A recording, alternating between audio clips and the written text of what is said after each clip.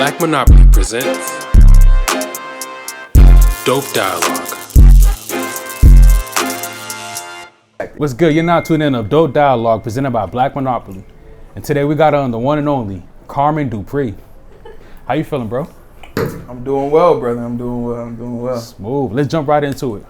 Oh, first of all, actually, definitely want to thank you for doing this interview fresh off a flight. I thank you. You got all this energy. It's 11 p.m. Yes, sir. So it's going to be dope. So let's jump right into it. Hit the listeners with a little bit of where you're from. Sorry. No, you good. It's all lifestyle. He's a busy man. Hey, what's up, brother? What's up, man? I'm in an interview right now. You got to keep this in. I went to a real estate office today and I did some shit, so I'll call you. SF? Yeah, I locked some shit in. All right, I'll give you a call. I'll give you a call in a second. All right. Oh, That was my guy giving me a call about some real estate in San Francisco. for sure. Yeah. We might keep that in. If anything, I might cut it out. I think it's something good to keep in. All right, cool. We keeping it in. For sure. Jumping right into it. Hit Yes, the sir. listeners with like a little bit of where you're from, like your background, where you grew up. Yeah. So, Karmon DuPree Jr. I'm originally from Cleveland, Ohio. Graduated from Shaker Heights High School. I enlisted into the Army shortly afterwards. Me and my brother, we began a small business back in 2015. Kind of led me to my entrepreneurial, career. Kind of taught me, customer service, business to business sales, some of the essentials and fundamentals of, scaling a business. Got you. Yeah. So you listed to the Army. Yes. What took you out of that lifestyle and brought you into the realm of entrepreneurship? So, like after high school, not after I graduated, but literally after school, after class, like in 10th grade, 11th grade, I would, walk down to kind of the WeWork back then. It was called the Launch House.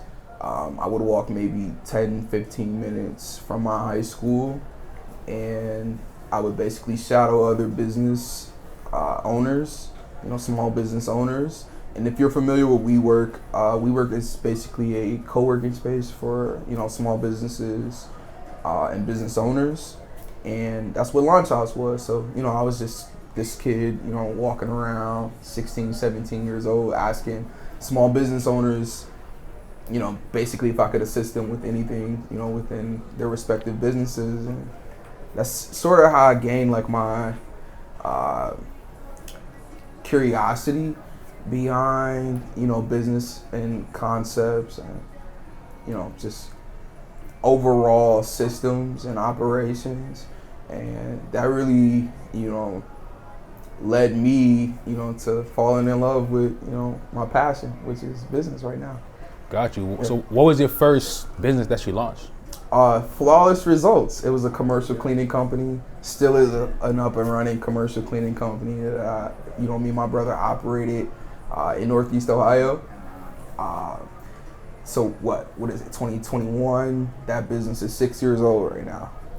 So again, it kind of, taught me the fundamentals of, business to business sales, customer service, and just all around just being able to deliver results, to our clients, which is something just, fundamentally, something I input into all of my businesses, today. We try to be results driven, and not necessarily, money driven. We try to lead with value, and I think that's something that's, propelled me, in my entrepreneurial career. Got you. So starting off from there with the cleaning company, up to now where you've launched a business that has given you the most success so far. Yeah, day and night. For sure, day and night. Yeah. Started off as a cereal food truck. Yes. Let's jump into that. Like, what led you to, kicking that idea off and bringing it to life? I moved to LA back in late 2015, 2016, and I bumped into a brand, two brothers. They owned a grilled cheese food truck. I thought it was the most creative, nostalgic, and just most awesome, thing I had come across in a very long time. It was something that instantly, brought me back to my childhood, and I just thought to myself, just being an entrepreneur that I was at that time, just young and hungry and ambitious, I thought to myself, not as competition, but what could, if they could do this, right? Like, what could I bring, to the food industry that could, kind of shake up the same sort of feeling that I, felt when I, bumped into these two brothers in this grilled cheese food truck. And, slowly but surely I came up with cereal and milk. That's wild. So Yeah. what was the first steps you took in terms of like creating a food truck with just, the concept of cereal and milk? Like, Honestly, the first step was mustering up the confidence to actually, go through with this idea, right? Like, Sure. It was something that, I tossed around, It's something like, it's almost like similar to like singing in the shower, right? Like you think you sound good singing in the shower, but you wouldn't necessarily just go and showcase that to the world. It was something that, like me and my brothers, we thought was cool, but we necessarily really didn't have the confidence to, move forward with. So we thought about it, prayed about it, talked about it, but sure enough, we went and leased the food truck for maybe 6 to 8 months. And how much did it cost, like, to lease the truck? per month, Yeah. $4,500 per month before labor. What And mean before products. Before products? Okay. So Yeah, so 4,500. we were leasing a food truck. We were leasing a food truck. I won't disclose the actual company we were leasing it from. Shouts out to them. But yeah, so like bare minimum cost, like just flat rate, $4,500 to move this truck and park it. Got you. Yeah, $4,500 plus labor, inventory, marketing, etc. So anywhere between $10,000-$15,000 per month. Damn. Wait, so that's including insurance and everything? That's including gas? Correct. Yeah. So that's kind of the reason why we went towards the leasing route. It came with a almost a business in a box. It had an insured truck, permit ready, etc. All for 45. Exactly. Yeah. Gotcha. And parking, which is called commissary in Los Angeles County. So any food truck actually has to pay for a commissary. It's almost $1,000 per month just to park the car every night. Damn. Yes, sir. So like, what math did you do ahead of time to go, okay, I'm comfortable putting up at minimum 4,500 up to 10,000 a month? Like, how did you know how much you would make a profit None. from it? I didn't. Whoa. So it was just a dream and you followed it. Yes. What was the first month like? Are you saying profit wise or emotionally? Yeah. Or shit, everything. Like, Emotionally, it was a roller coaster. So look, Ari, fun fact: first day, right? First day, we actually planned to park and launch the truck, right? As a grand opening, we blew a transmission on the freeway. Damn. Yeah. So like, on the way to parking in Santa Monica, like our truck literally was broken the first day we we took it out.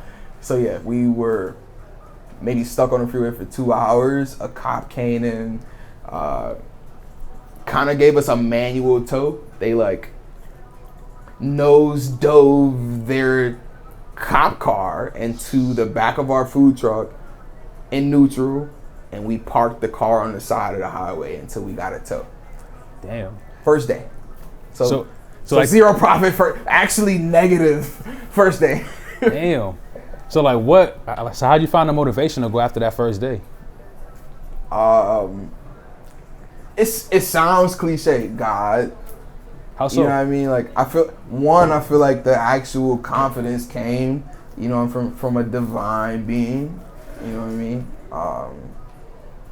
So yeah, God, that's kind of where my confidence came from. I just knew I should get back out there, try again. Got you. So how long was it before you started seeing momentum? Like, all right, we're growing, we're progressing. The next day. Damn. So the very next day was like, what was the next day like? Everyone telling us like, yo, we were out here waiting for you guys on your grand opening. And I mean, we had to tell them like, yo, yeah, we blew a transmission. we missed our we missed our grand opening basically. Yeah. So like the second day was a smash. Like how much did you bring in that second day? I don't recall, but I do remember our first sale. Our first sale was a young African American lady. She was walking to work. She saw our food truck and decided to give us a try. Yeah. Got you. So that was confirmation from the universe. That right was there. for sure. It was a good feeling. It was a good feeling. That first sale is what I remember. It was Sure. it was a great feeling. I don't remember her name, but I do remember her. Her characteristic. If I saw her today, I would remember her. Got you. Yep. So what was the turning point of this business? Like when it was like, all right, this is becoming a business. What was that point where you realized you had something? Maybe 60 days. Within operations, we had someone come up to the truck and say, "Hey, I would like to open up, one of these concepts in my hometown." And from there, I realized that this was, greater than a food truck. So, I stepped down from the food truck and we began franchising. So you started franchising from a food truck. Within 90 days, yes. Damn, hold on, wait. So there's like a whole lot to unpack there. What did you learn over the course of that 90 days or that made you see that's a viable business? Well, for starters, I learned that I didn't know a lot. For sure. Right? So I went in, built a team around me that kind of made up for my deficiencies and what I didn't know. And from there, we built a successful franchise. What's the positions necessary? Like what members of the team did you realize was key? To franchise, one, you need an attorney, a very good attorney, an attorney that specializes in franchise law. He keep you protected. He basically comes in and fixes everything you did wrong when you thought you were building a business. Okay, Yeah. okay. Yeah. So what else? You said an attorney? Yeah, so you need an attorney. You will need a sales team. You will need an operations team. What I mean by operations is, so your sales team is, basically, basic sales. Someone that sells the franchise. Hey, whichever avenues that they take, email marketing, social media marketing, business to business sales, they keep the pipeline full is what the sales team does. The operations team is what actually, puts a time frame to the operation. It's basically the legs of the operation. It's what gets you from, signing a franchise deal to opening your doors. And that's what we do, corporately. So you've got your sales, you got your operations, you got your marketing team, of course. For sure. And then you got your legal staff. Essentially, if you got that, in a good plan, a good business plan, good concept, so you should have a successful franchise. How'd you learn? So, all right, how'd you learn how to build these systems? Like, where did that come from? Learning as I go, right? Like optimizing, what we were doing at the time. And honestly, the commercial cleaning business is a very great beginner's small business. So what I mean by that is it's a very great introductory business to any, entrepreneur out there who wants to, learn how to build a $1 million business, multi-million-dollar business. It gives you the opportunity to learn the necessity,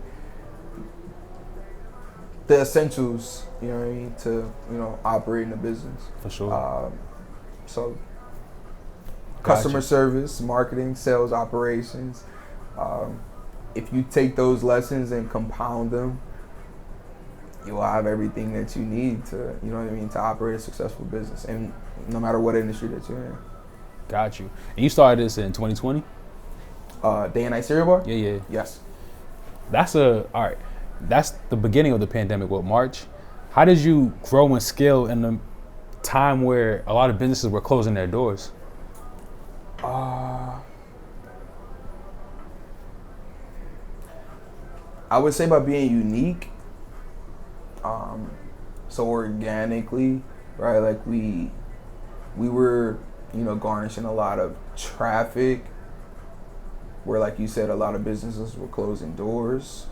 On the essence of, we were a new company, right? Like, we were a new brand, we were a fresh face during a really bad time. So it wasn't necessarily just the pandemic. LA was going through riots. For sure. Right? Looting, riots. And the pandemic was like a cherry on top.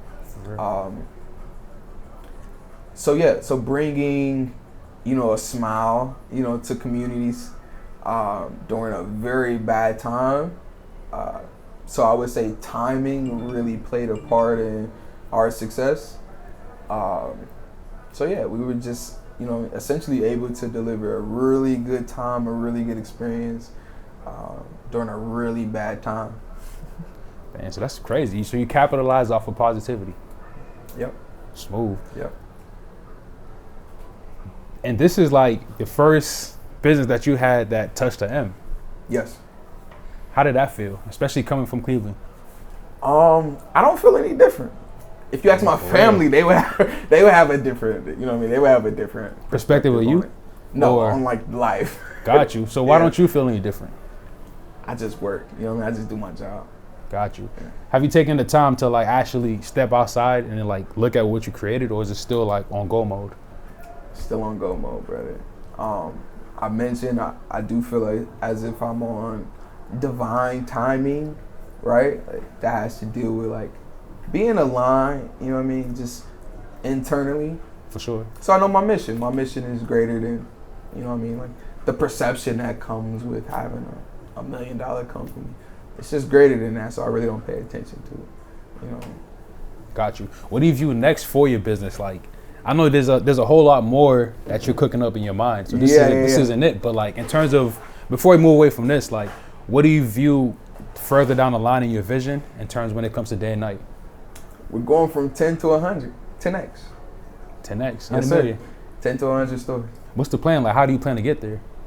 Corporately, I would say just fundamentally passing down a really good system, a really good operations, paired with a really good team, a really good corporate staff, a really good mission, right? Like I said in the beginning, we really do plan to create 100 new millionaires, not 100 new millionaires within the course of 18, 24 months. What's the plan on that? Like, what do you mean by create 100 new millionaires? With our franchise model, we project that our franchisees / operators will, net $1 million, within the first 18, 24 months of doing business with Day and Night Cereal Bar. Got you. And that's based on the systems you guys put in place. It's just kind of like buy-in. Yes, sir. What's the process of franchising yourself? Like, if you have somebody having a business, growing from a concept, and then having other people buy into it, how do you sell that to somebody, or a location or a place? Honestly, again, this is one of those cliche things. Just by being ourselves, we have, inquiries that, spread across, America, Canada, Europe, and I just truly believe that it's honestly based on the emotional attachment to the concept and the opportunity, right? Like, to be a better version of, yourself. For sure. Right? And to, it's an opportunity at generational wealth, paired with the support and a system and an operations and a team that actually is intentionally invested in seeing you progress and seeing our operators and our franchisees progress in life. Got you. Yeah. So just recently saw that Mellow shout out. Is this something cooking there? Like, what's the story behind that? Yeah. So yeah. Actually, yeah. I can't really speak on the details, but For sure. LaMelo Ball and I are, we're cooking up something. Got you, man. Yeah, potential partners. Got you. So outside of this, like, even talking to you before, you're on a bigger mission than just money, than business itself. Like, Yes, even sir. you saying right now you plan to help create 100 new millionaires. Yeah, minority millionaires. Minority millionaires Yes, at sir. that. Why is that so important to you? I grew up in a single parent household, Cleveland, Ohio. It's one of the lowest property value, states, cities in America, equivalent to a third world country, right? Like in Americans' terms. So I know what that support, that confidence, that investment would have done for, not only myself but my community. So that's something that I think we're just passing down and, intentionally, distributing across our community the opportunity, right, to be a better you and to create generational wealth for you and your family. Got you. Yep.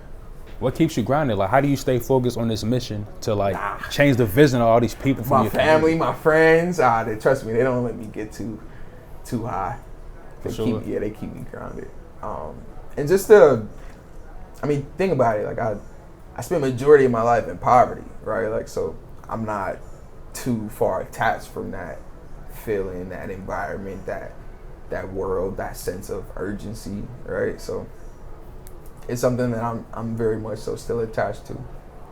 What things do you keep in place in terms of not only with yourself but systematically to make sure that you continue growing this new feeling? Because like you said, you're not too removed from the reality of poverty. Yeah. And you're seeing this success. So what things you do to keep yourself on track? This is all new, but I'm maintaining and growing this, because a lot of people squander it. Yeah. I think it knocks out two birds in one stone. Like when you remain humble and remember where you came from, it does knock out two birds in one stone. It keeps you grounded, but it also keeps you hungry, right? So I'm not too far removed from poverty. Sure. So you can't really put a numeric figure on that feeling, right? So if you were to ask me, hey, if you had $1 million, $2 million, $3 million, right? Is that enough? I don't think I would be able to say that would be enough, right? I'm 26. I've spent 21 years of my life in poverty, right? So, just a few years of success isn't really enough to diminish or erase 2 decades worth of poverty. And that's within a community, right? So we have to continue compounding our efforts for it to actually matter, for it to actually make an impact. So just me, right? Or day and night, encountering, recent success really isn't enough, right? For our community to succeed and progress. But it's just an example, right? That I hope sparks our community to progressing. What else do you have your sights on in terms of business wise? Because you're multifaceted, so you got other interests. What else is your eye on? Venture capital. Assisting and supporting other other people just like myself, other people, other entrepreneurs that are trying to create generational wealth for themselves, their families. I would love to, evaluate, review, and, overall assist in, that progression for sure within our community via venture capital. For sure. And you spoke with, I'm not sure if we can go deep into this, but before you spoke of someone who's kind of like a mentor in a way, but David Gross. Is there anything you could touch on in terms of what y'all got in the works, or is it and also if you are gonna speak about it, could you give a little intro on how you guys met? Okay, yeah. So my very first encounter with David Gross was via Vector 90 at a Shark Tank season 10 audition, which was hosted and produced by David Gross. To me at that time, it was one of the most pivotal moments of my life. It was the greatest opportunity I had ever had, right? At that time. So for that, I am forever, right, in debt to David Gross in a sense. So full circle, right? Like 4 or 5 years later, David Gross and I are in negotiations to open up not 1, not 2, but 3 day and night cereal bar locations. Congrats. Across California. Yeah. Smooth. Yep. And that's all the detail we can get right now, right? That's, all right, cool. I'm not going to pry anymore then. Yep. So, like, going back to Shark Tank, what was the business that you were working on in terms of, like, trying to get it on there? Yeah. And, let's expound on that. At the time, it was an initiative, more so than a business. It was an initiative called Stimulus. So if you look at the word stimulus, to stimulate something, right? We were going into targeted markets, targeted regions, underserved regions, starting in our hometown, Cleveland, Ohio. We wanted to stimulate not only a market, right, but a market that would create the greatest impact within a specific region. So just based on data, right? Outside of the medical industry in Cleveland, Ohio, the highest grossing industry is actually the beauty industry in Cleveland, Ohio. So what we wanted to do is, if you analyze the beauty industry just specifically, the greatest common denominator in that industry is property, right? So like if you take a beauty establishment in Los Angeles, California, right, and compare it to a beauty establishment in Cleveland, Ohio. Now let's rate it. Let's do the star rating, right? If you take a 4-star establishment, let's say even a 3-star establishment from Los Angeles, California, beauty establishment, and compared it to a 4 or 5-star establishment in Cleveland, Ohio, right? The only difference in those establishments would be not the actual talent, right? Not the actual staff or brand. It would be the property, and vice versa. Cleveland, Ohio has the lowest property value in America. So if you were to open up a barber shop or a beauty salon, your options, right, throughout the region are very slim as far as, finding an adequate place to open up a service-based business such as a spa, a wax center, or anything else, a hair salon, right, at minimum, or a barber shop. If your establishment is, 2 feet away, from an abandoned building, no matter if your establishment has all the bells and whistles attached to it, the value of that actual establishment is already hindered just due to the environment. And that's something that, just regionally our city goes through. For sure. Right. So how was stimulus gonna affect that or change that? So what stimulus wanted to do is we were going in and we were going to basically invest into a piece of property, a community, build out a 3-level property to where we educated on 1 level within the beauty industry at a 0% interest rate. We found out that within the esthetician and there's tons of titles for the beauty industry, but we found out that education is actually attached to like a 6 to 12% interest rate when you're financing that education, like any student loan, right? We wanted to offer those courses at a 0% interest rate. We also wanted to invest into a piece of property to where once you're educated, you can go on to the next level and actually offer your services, as a licensed esthetician or, hairstylist, massage therapist, etc. You actually have a place to where you can actually rent out a space and build a brand, build a clientele within a beautiful piece of property within your own community. The same community you was actually taught in, right? For sure.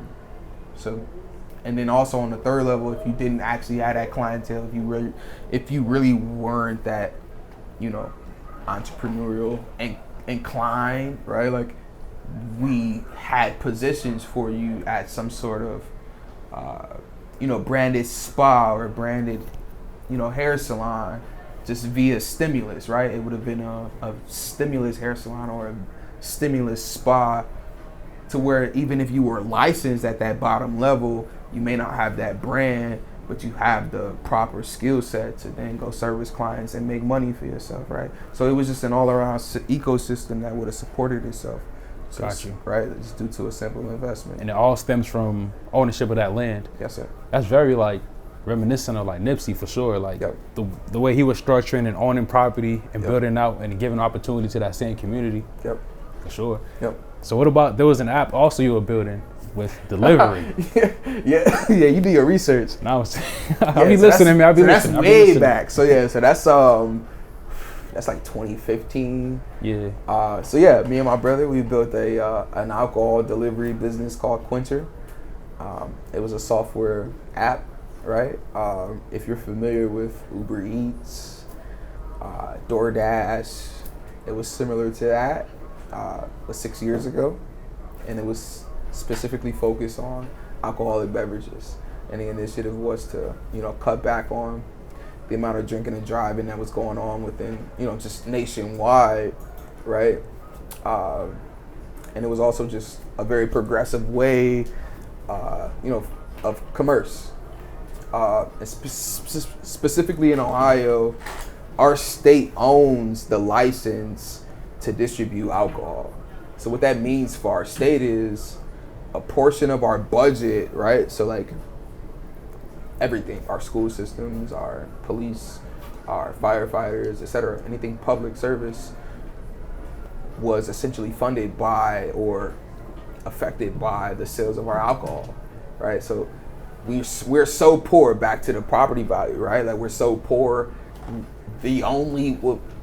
not the only way, but one of the ways we actually fund our city is through our alcohol sales. So what the state did is they balanced our actual budget, right, which is like a $1.1 billion budget. Almost 30% of that budget is funded by our alcohol consumption within our state. So what Quencher was going to do was it was going to add an additional way for our actual state to fund that budget. So we were operating, let's say, on a 30 percentile. What Quencher was going to do is add another 15 to 20 percentile to that, right? So essentially adding more to the budget for us to fund police, firemen, anything else public.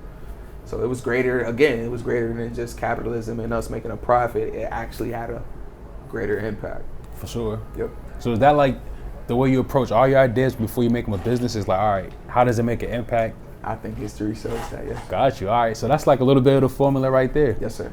Like of how you design and like conceptualize and create these businesses. Yep. For sure. Let me see.